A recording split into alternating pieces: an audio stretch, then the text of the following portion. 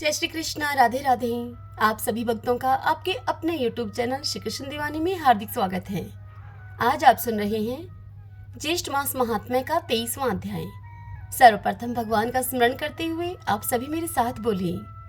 शांताकारं भुजगशयनं पद्मनाभं सुरेशं विश्वधारं गगनसदृशं मेघवर्णं शुभांगं लक्ष्मीकान्तं कमलनयनं योगिभिर्दयानगमयं वन्दे विष्णुं भवभयहरं सर्वलोकैकनाथम्। ओम नमो भगवते वासुदेवाय। ओम त्रिविक्रमाय नमो नमः। स्कंद जी ऋषियों से कहने लगे कि हे ऋषियों, श्री वेदव्यास जी राजा युधिष्ठिर से बोले कि हे राजन, अब हम श्रेष्ठ स्त्रियों का महाभाग्य का तुमसे वर्णन करते हैं। राजकन्या सावित्री ने जिस तरह से समस्त वस्तुओं को प्राप्त किया, उसको अब आप श्रवण करें। मद्र देश में परम धार्मिक एक राजा था। वह राजा ब्राह्मण तथा शरणागत का रक्षक, सत्य प्रतिज्ञ, जितेंद्रिय, यज्ञ करने वाला, दानपति, शूरवीर और पूर्ववासी तथा देशवासी जनों का प्रिय था। समस्त प्राणियों के हित में रत पृथ्वीश्वर अशोपति के नाम से विख्यात था। राजा अशोपति क्षमाशील, सत्यवक्ता, जितेंद्रिय और संतानहीन था। अधिक अवस्था हो जाने पर भी उस राजा को कोई संतान न हुई। राजा अशोपति ने संतान प्राप्ति के लिए नियम ग्रहण किया। समय पर परिमित भोजन, ब्रह्मचार्य व्रत का पालन, इंद्रिय निग्रह करके 1,00,000 आहुति सावित्री मंत्र से देकर षष्ठ काल से अमित भोजन करता था। यानी कि अमित भोजन, इच्छा पूर्वक भोजन करता था। इस तरह से नियम पालन करते करते उस राजा अशोपति को अब 18 वर्ष हो गए। 18 वर्ष होने पर सावित्री देवी उन पर प्रसन्न हुई और अग्निहोत्र से प्रकट होकर रूपवती देवी सावित्री ने राजा अशोपति को अपने दर्शन दिए। राजा अशोपति को वर देने के लिए देवी सावित्री उनसे बोली कि हे राजन, तुम्हारे ब्रह्मचर्य, शुद्धता, नियम, इंद्रिय दमन, सर्वात्मा समर्पण और भक्ति से मैं अत्यधिक प्रसन्न हुई। हे मद्रराज, हे अशोपति, तुम मुझसे इच्छित वरदान मांगो। तुमने धर्म के विषय में किसी प्रकार का कुछ भी प्रमाद नहीं किया है। यह सुनकर राजा अशोपति देवी सावित्री से बोले कि हे देवी, मैंने धर्म प्राप्ति की इच्छा से संतान के लिए ही सब कुछ किया है। हे देवी, आप मेरे कुल को पवित्र करने वाले बहुत से मुझे पुत्र देवें। हे देवी, यदि आप मुझ पर प्रसन्न हैं, तो मैं आपसे ही कामना चाहता हूँ।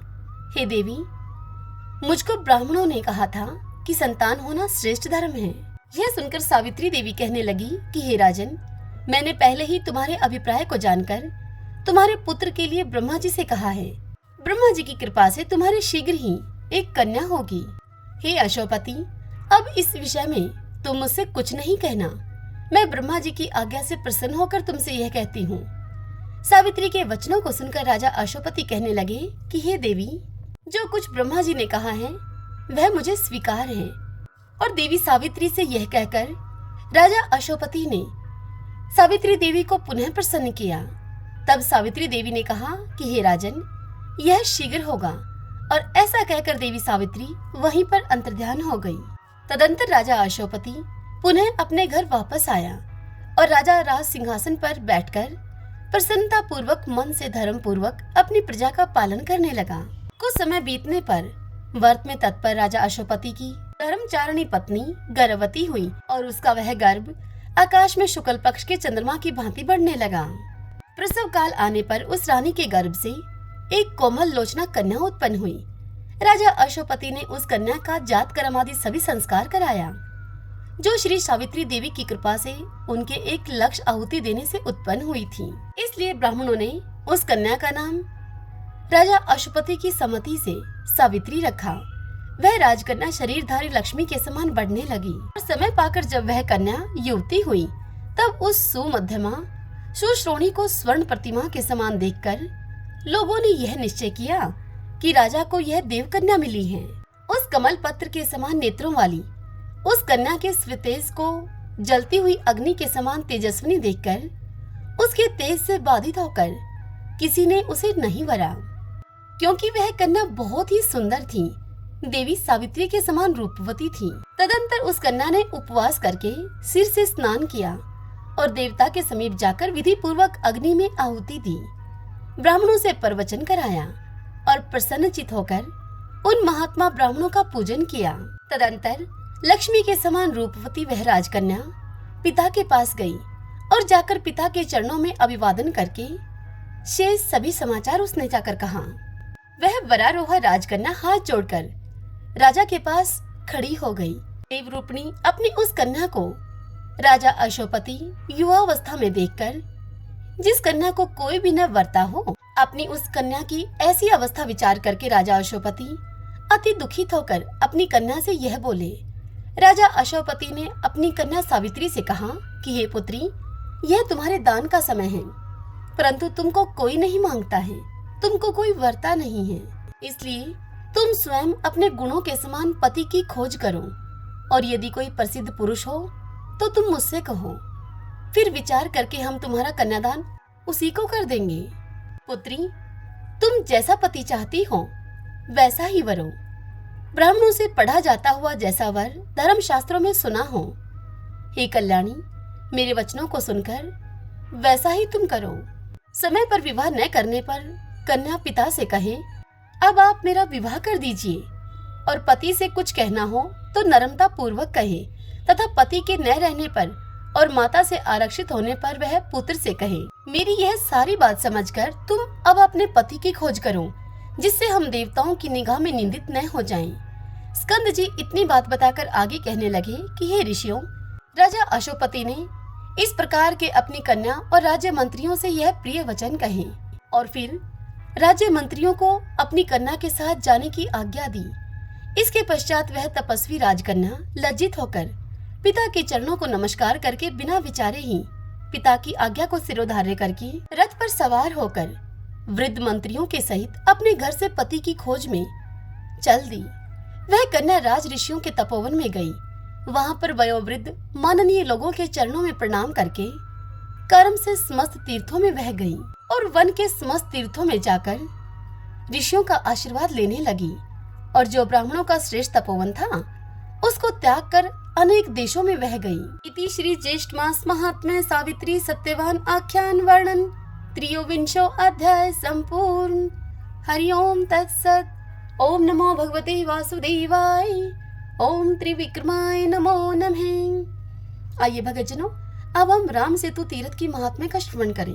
आप सभी मेरे साथ बोलिए, जय जय सिया राम, जय हनुमान, गौरीपते भगवान शंकर की जय। सूत जी मुनियों से कहते हैं कि तदंतर परम दयालु दशरथ नंदन श्री राम जी की ओर देखकर हनुमान जी ने पृथ्वी पर दंड की भांति गिरकर उनको साष्टांग प्रणाम किया और हाथ जोड़कर श्रवण सुखद स्तोत्रों के द्वारा भगवान जानकीनाथ का सत्वन किया। सत्वन करते हुए हनुमान जी बोले, सबकी उत्पत्ति के आदि कारण सर्वव्यापी श्री हरि स्वरूप श्री रामचंद्र जी को नमस्कार है। आदि देव पुराण पुरुष भगवान गदाधर को नमस्कार है। पुष्पक के आसन पर नित्य विराजमान होने वाले महात्मा श्री रघुनाथ जी को नमस्कार है। हे प्रभु, हर्ष में भरे हुए वानरों का समुदाय आपके युगल चरणारविंदों की सेवा करता है, आपको नमस्कार है। राक्षस राज रावण को पीस डालने वाले तथा संपूर्ण जगत का अभिष्ट सिद्ध करने वाले श्री रामचंद्र जी को नमस्कार है। आपके सहस्त्रों मस्तक, सहस्त्रों चरण और सहस्त्रों नेत्र हैं। आप विशुद्ध विष्णु रूप राघवेंद्र को नमस्कार है। आप भक्तों की पीड़ा को दूर करने वाले तथा सीता जी के प्राण वल्लभ हैं, आपको नमस्कार है। दैत्यराज हिरण्याकशिपु के वक्षस्थल को विदीर्ण करने वाले आप नरसिंह रूपधारी भगवान विष्णु को नमस्कार है। आप अपनी दाढ़ों पर पृथ्वी को उठाने वाले भगवान वराह, आपको नमस्कार है। बलि के यज्ञ को भंग करने वाले आप भगवान त्रिविक्रम को नमस्कार है। वामन रूपधारी भगवान को नमस्कार है। अपनी पीठ पर महान मंद्राचल को धारण करने वाले भगवान कश्यप को नमस्कार है। तीनों वेदों की सुरक्षा करने वाले मत्स्य रूपधारी भगवान को नमस्कार है। क्षत्रियों का अंत करने वाले परशुराम रूपी राम को नमस्कार है। राक्षसों का नाश करने वाले आपको नमस्कार है। राघवेंद्र का रूप धारण करने वाले आपको नमस्कार है। महादेव जी के महान भयंकर महाधनुष को भंग करने वाले आपको नमस्कार है। क्षत्रियों का अंत करने वाले क्रूर परशुराम को भी त्रास देने वाले आपको नमस्कार है।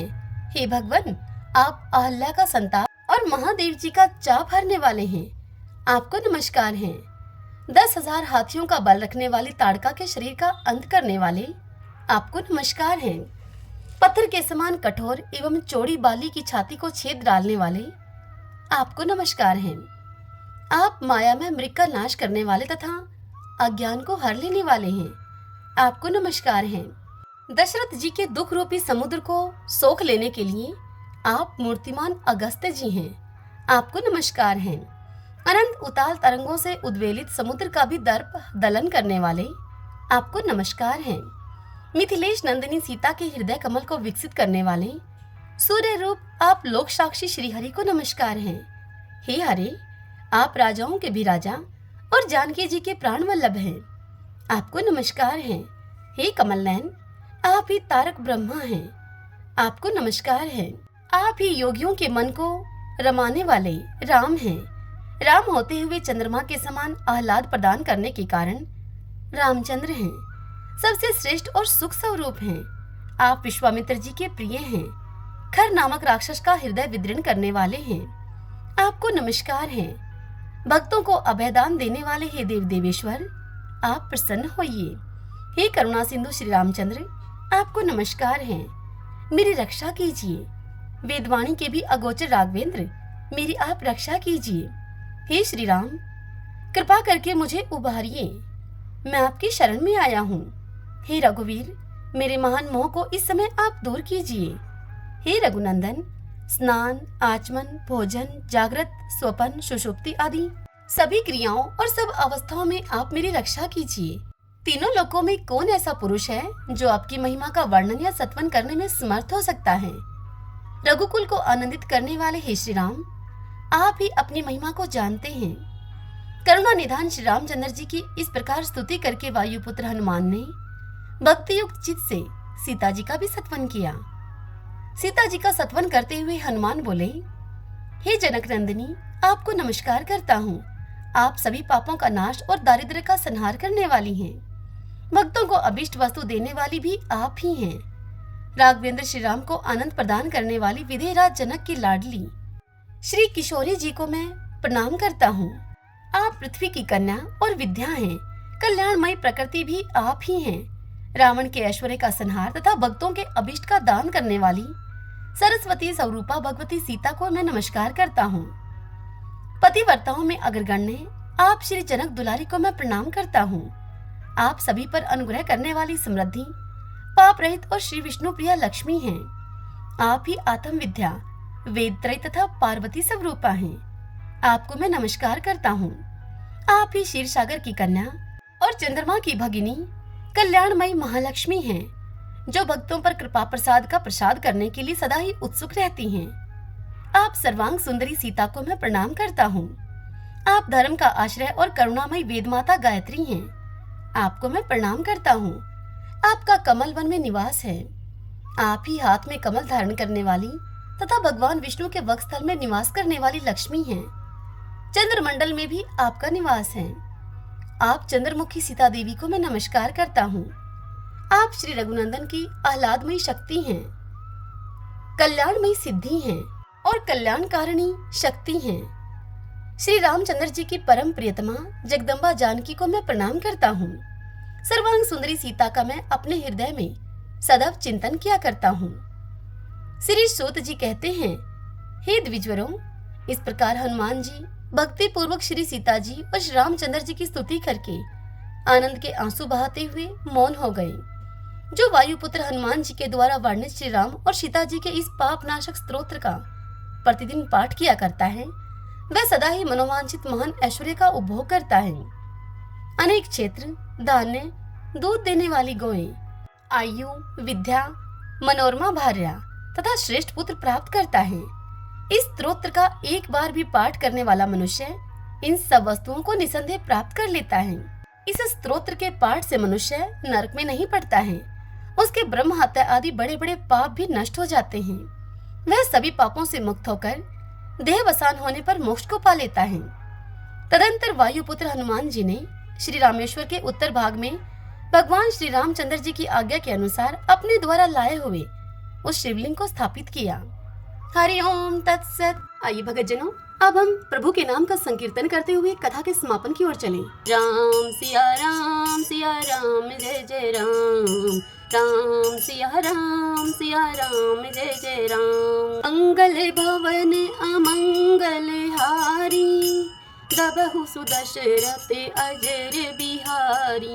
राम सिया राम जय जय राम, राम सिया राम जय जय राम। होई है वही जो राम रच राखा, को कर तरफ बढ़ाए साखा।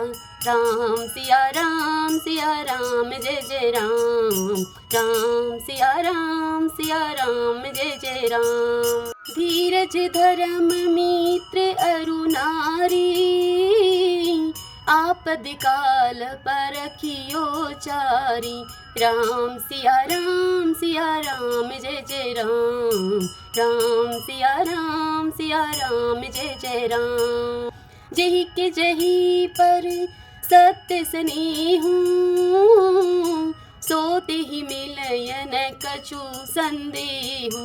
राम सिया राम जय जय राम, राम सिया राम जय जय राम। जाकी रही भावना जैसी, प्रभु मूर्ति देखी तिन्ह तैसी। राम सिया राम जय जय राम, राम सिया राम जय जय राम। हरि अनंत हरि कथा अनंता, कहि सुनहि बहुविधि सब संता। राम सिया राम जय जय राम, राम सिया राम जय जय राम। रघुकुल रीत सदा चली आई, प्राण जाए पर वचन न जाई। राम सिया राम जय जय राम, राम सिया राम जय जय राम।